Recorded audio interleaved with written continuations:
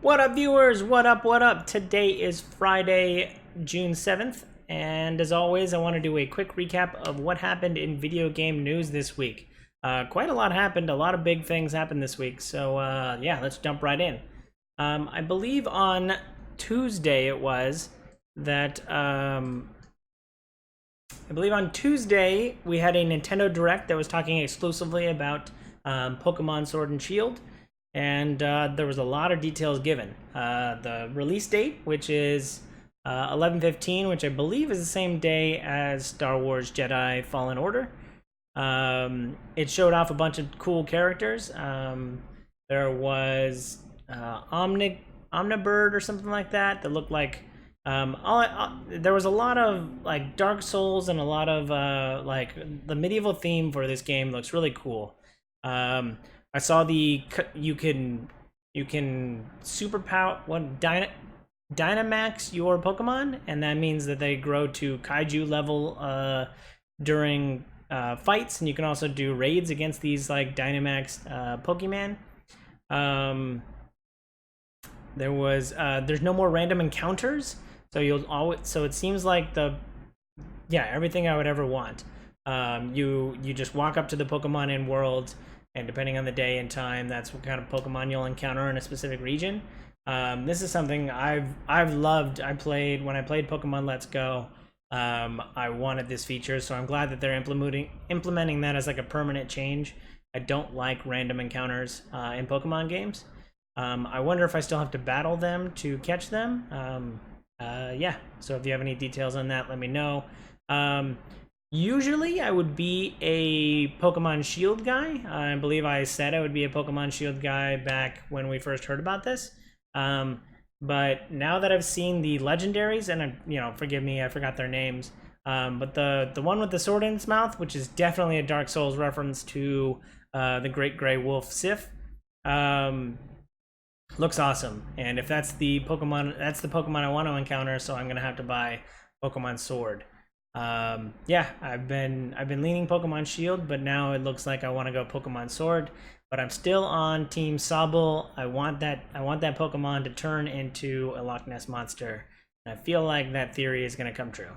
But yeah, let me know what side of Pokemon you're on, which version you're picking, which of the new Pokemon you think is the coolest. Let me know in the comment section below. Moving on, that was Tuesday. Moving on to Thursday, Google announced that had a 30-minute press conference talking about Stadia. It was all about Stadia. It was all about the connection speed you'll need to run Stadia. It was about the price of Stadia, and lots of other details. But first off, they started off with a trailer. And the trailer was awesome. It showed this guy wobbling around the city, and he's obviously been under some demonic control or demented power, and he turns into a mind flayer at the end of the trailer. And it was for Baldur's Gate 3. Larian Studios is the studio behind this, and the one that have been behind Divinity Original Sin 2, which that's like a 9 out of 10, 10 out of 10 game. So I trust them to be able to do the next Baldur's Gate. I've been wanting more Baldur's Gate for a long time. I will say that I am more of a Icewind Dale fan, and I liked older editions of Dungeons and Dragons more than I like 5th edition. But bringing both of those to current gen consoles or PC and Stadia seems super cool. The rest of the Stadia presentation, they kept hinting at. They talked about the internet speeds you'll need, and it was like, in order to do 720p and 60 FPS, you need like 10 megabits. If you have 35 megabits, then you could run 4K at 60 FPS. And then they kind of kept showing you more and more details, more and more games. And then they finally got to the price. So they have a Founders Pack that'll be $130, and you get a Google Home, which you can plug into your TV. You can, you'll get 3 months of 4K subscription. You get 3 months of 4K subscription for a friend. You'll get a controller, an exclusive controller. You'll be first access to get your names. And I think there was a couple other things, but that was pretty much the gist of it. I think the controller looks fine. I know a lot of people think the controller looks ugly.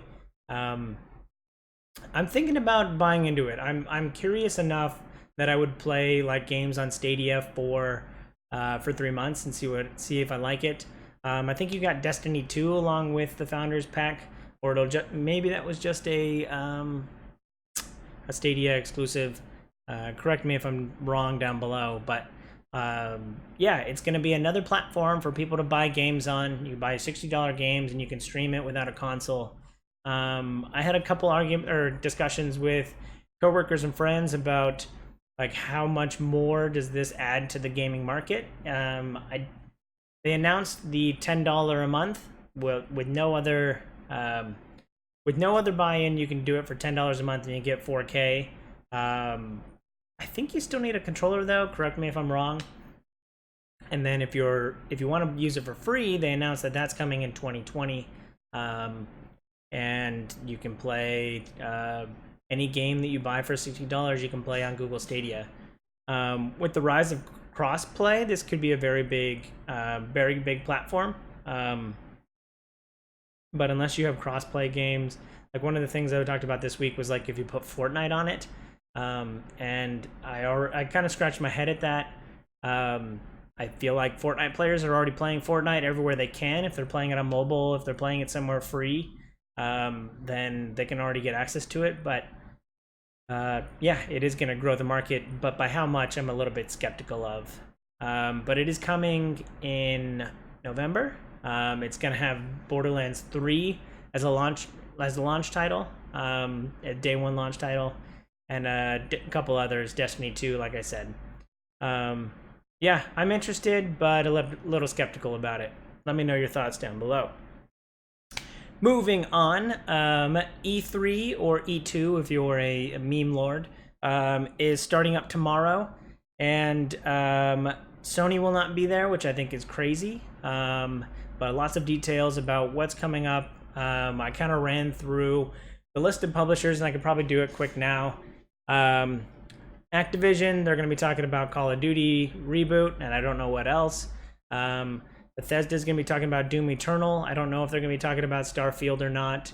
And they're probably definitely not talking about Elder Scrolls 6 unless they just want to get the hype train going. EA's pretty much laid out exactly what they're talking about. Madden, FIFA, Star Wars Jedi Fallen Order. That's a mouthful. That looks cool. The box art was revealed this week. It looks pretty sweet. Square Enix, they always have something crazy. They had crap. I forget what they have. Oh, they've got Final Fantasy VII Remake. Ubisoft, they're not talking about Beyond Good and Evil 2, but they will be talking about I bet they're talking about Ghost Recon Breakpoint, their new game. Gosh, I'm forgetting a whole bunch of stuff, but Microsoft is going to be talking about 14 different games that they claim they were going to talk about. I don't think they're going to be talking about Halo Infinite. I'm not sure they're going to be talking about the next-gen console. And if they do talk about either of them, they're going to be talking about them in parallel. I don't think Halo Infinite is coming out until the Xbox 2 is coming out. You know, I could be wrong, but I feel like Halo Infinite will be a console seller for the next generation of consoles. Nintendo is going to be talking about Luigi's Mansion, Animal Crossing, Super Smash Bros. Characters. At the WB booth, they're going to have Cyberpunk, and I'm super excited for Cyberpunk as well. Bungie's going to be doing their own thing. I don't know how they're going to talk about Destiny 2, but they'll find a way to talk about that.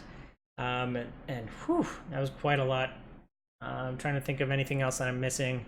I know I'm missing a lot, but I think it's still crazy that Sony's not going to be there. Maybe I just want Last of Us 2 so badly. Like I said when I was talking about Days Gone, I just want Last of Us 2 so badly. yeah, but I still think Sony is crazy that E3 is a big enough platform that by not showing up, 2K, I don't think they're going to talk about GTA 6, but it's on the table. But they're going to obviously be talking about Borderlands 3, NBA 2K, WWE 2K.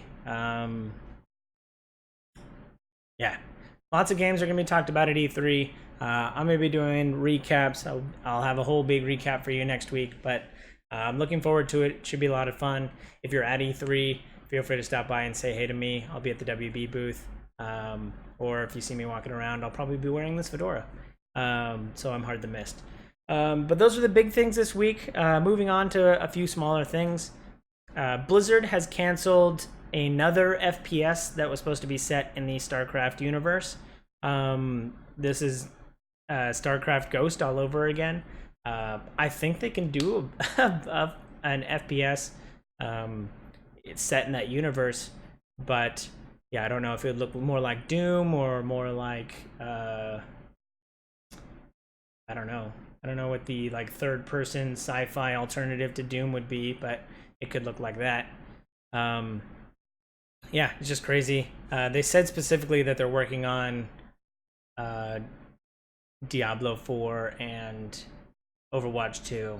Like that's what they're focusing on, and not another not a StarCraft FPS. So that's cool. Couple trailers launched this week. Well, less launched. Some of them leaked.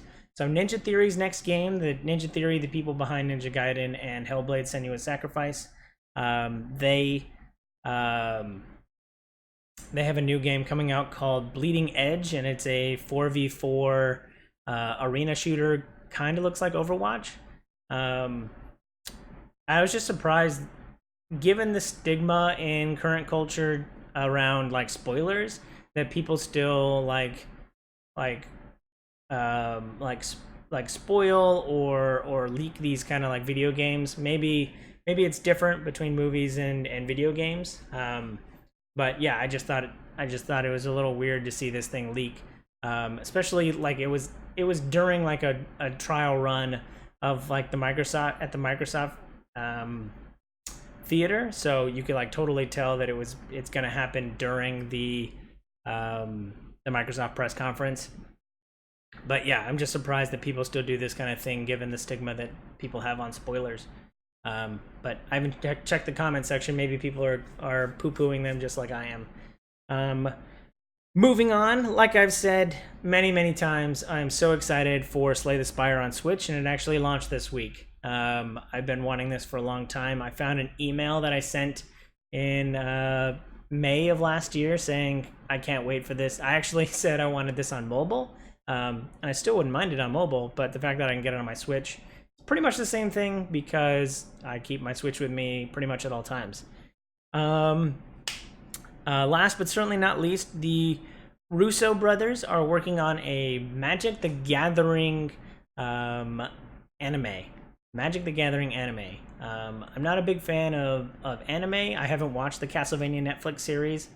But the fact that the Russo brothers, who've done such great work with the Avengers movies, are going to be working on Magic the Gathering in an anime form. It could be fun. The trailer for the latest Magic the Gathering set was amazing. I know they didn't have anything involved with it, but if this is the kind of good Magic content that we're going to be getting, then I'm, more power to them. I think they're doing great. Hellblade: Senua's Sacrifice. Speaking of Ninja Theory, Hellblade: Senua's Sacrifice is on Humble Bundle monthly. So if I think they're like $5 a month, and you get Hellblade: Senua's Sacrifice for free. Yeah, that's super exciting. You should get on that. I think there's a second game involved too. Don't quote me, but it might have been like Slime Rancher or something. I'm probably wrong, but.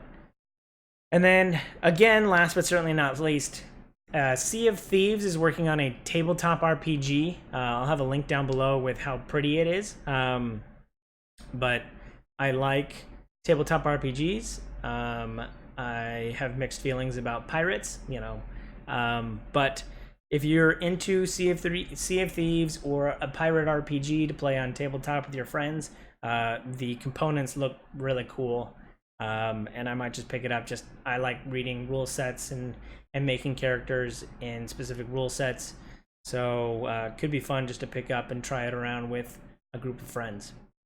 But that's it for me. That's it for the week. Quite a long week. I bet this went long. I don't have how long this went. But lots of things happened. If you think I forgot anything when I wasn't talking about the 3 big things that happened this week, feel free to leave a comment down in the comment section for me below. Yeah, hope you enjoy it. If you're watching this on my YouTube, like and a subscribe goes a long way so you can get more content like this. If you're watching me on Twitch, follow so you can know when I go live with these. I usually go live about for 5 or 10 minutes before I start these up, so you can chat with me while I'm writing down notes of things to talk about. And then a subscribe goes a long way there. I have a Discord, I have a Twitter, and all that kind of stuff so that you can follow and get more great video game news content. Hope you enjoyed. Hope you have a great day. Hope you have a great weekend. Hope you have a super day, weekend. I hope you have a super E3. Yeah, if you see me, check me out at E3. Peace out. Bye.